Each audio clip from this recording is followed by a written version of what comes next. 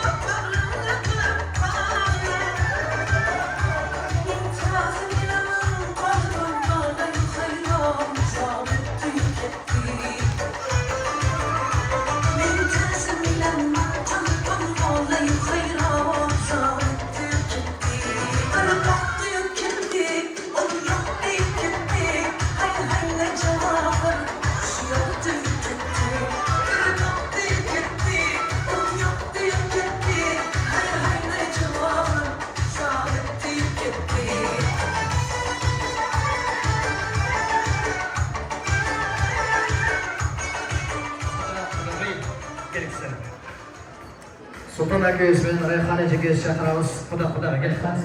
Xuda. Deme, hurmatlı mehmanlar, Xudaga Sultan akayız ben Rayhan akayızın ökül balası, ökül kızı Seyitlerге байланыштуу бүгүн келе албай калыптыр. Бирок мына ошол сиздерди куттуктап, кыздарыңыз ушул барган жерден мактап тапсын деп өкүл балаңыз менен өкүл кызыңыз мына ушундай керемет болгон биздин мишкаларды сонун бир белек менен жибериптир. Мына ушул белекти сизге тапшырып коелу. Маэстро, музыка.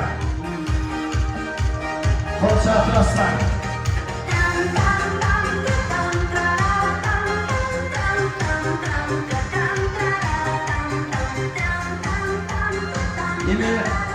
Bir müzika koyup vereyle, mına şu keremet baktulu übülü Sultan Ağa Rayhan akayızın uğul kızarına tolukta yenge çakırağız.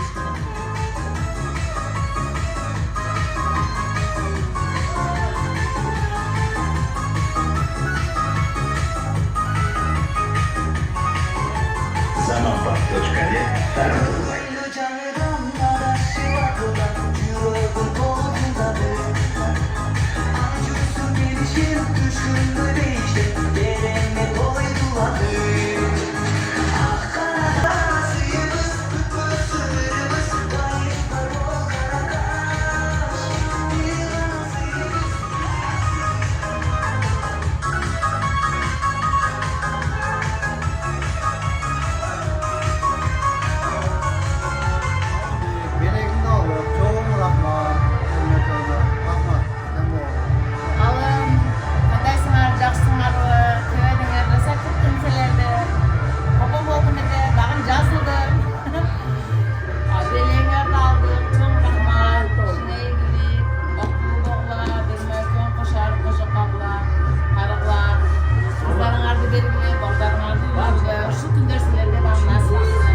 Manayыңыздар қандай?